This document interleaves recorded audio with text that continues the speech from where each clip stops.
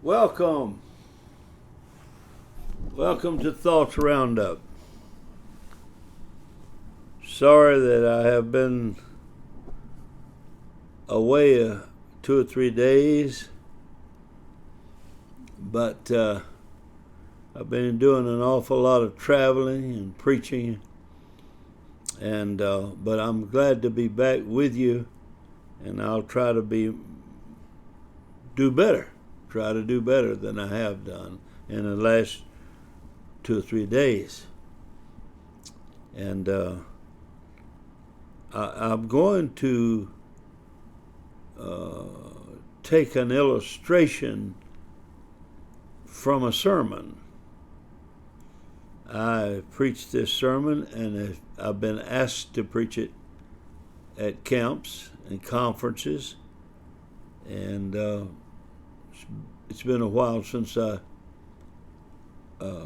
used these thoughts, but I have had it on my mind. I'd like to tell you about the time that I was in Louisiana, pastoring at Hodge, Louisiana, and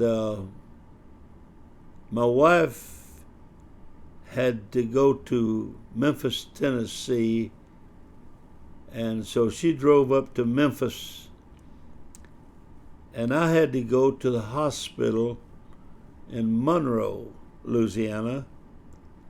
And it was kind of a chilly evening, and just a little light rain. And just as I turned on to Interstate 20 at Ruston, Louisiana, to go to Monroe, there was a blue Buick with New York license plates on it. And I saw that there was a lady in the car, and I stopped to see what she would need, and I noticed she had a flat. Well, she was just sitting in the car, a elderly, blue-headed New Yorker. And I told her, I said, "Now, lady, I will change this tire for you, but it'll take a little while because I have a back problem." At that time, that was before the Lord healed me. I had a terrific back problem. And I wasn't supposed to lift anything as heavy as a tire and all that. So anyway, she was not over friendly, but she was a lady and she was stranded, and I was a gentleman, I hope, so she popped her trunk, and it took me a long time to get the spare tire out of the back. And then I had to just kind of roll it down, and I couldn't pick it up, and I sat down on the ground and rolled the tire down on top of me. I forgot to tell you that I had a fresh suit of clothes on with a white shirt, and I just like to never got the jack, never found a place to put it,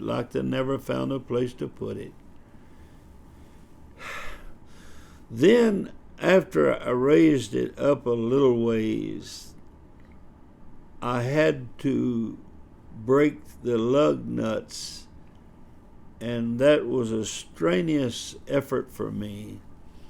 And I finally got the lug nuts loose, finally got the car jacked up enough,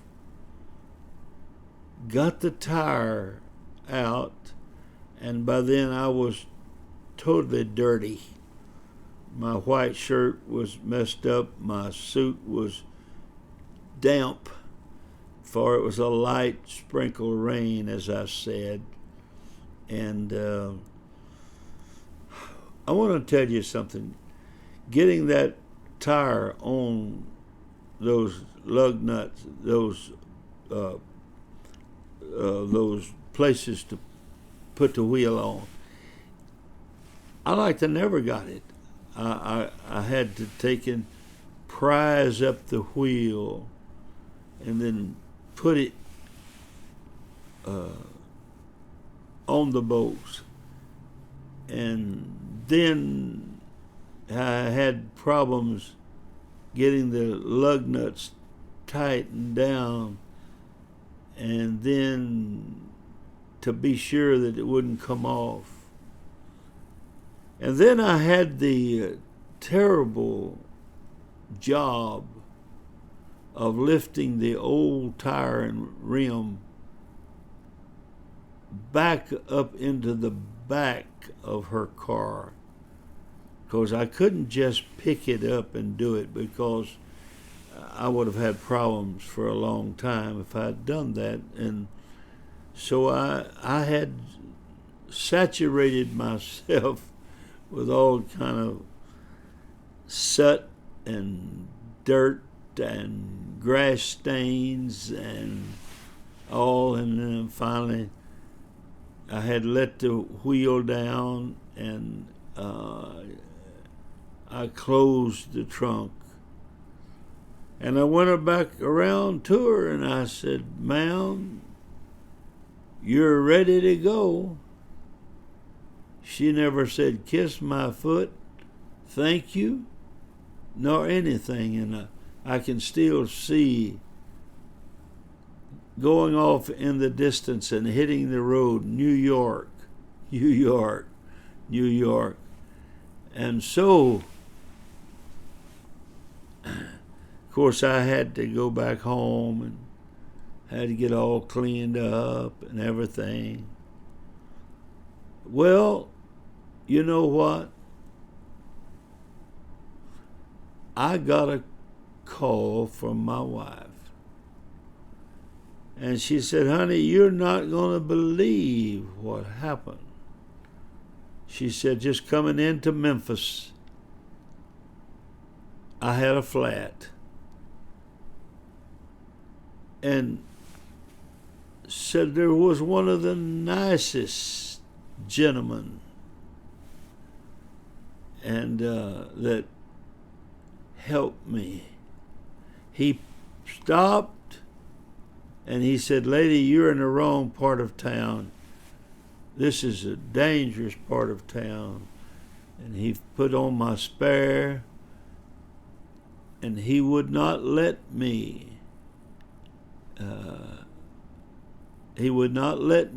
He said, "Now I'm going to follow you until you get in the right part of town." And he was an officer, and in the Army. He was in the Army. And I said, "Honey, did you happen to get his address?" She said, "Yes. He's an Afro-American gentleman." And she said, "Yes, I got his address."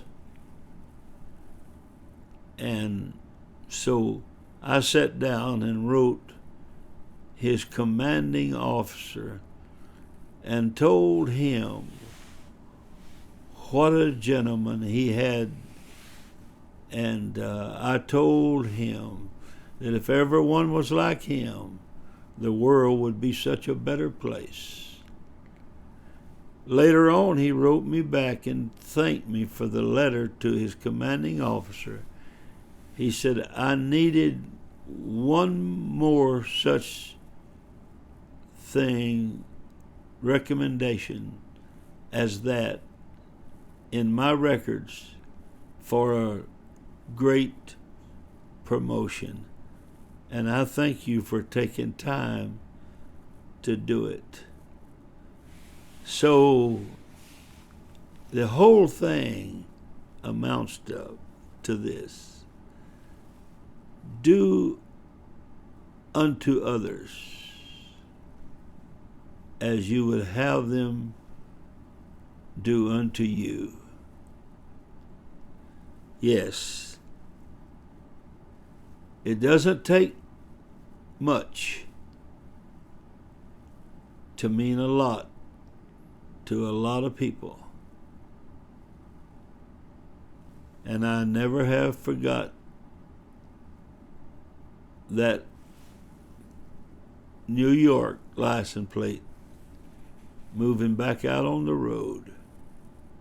But neither have I forgot that gentleman that helped my wife. What did that mean to me?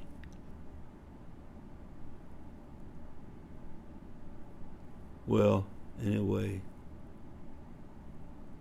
just wanted to tell you that. I love all of you and thank you for your kindness in listening on a daily basis to my little program. God bless.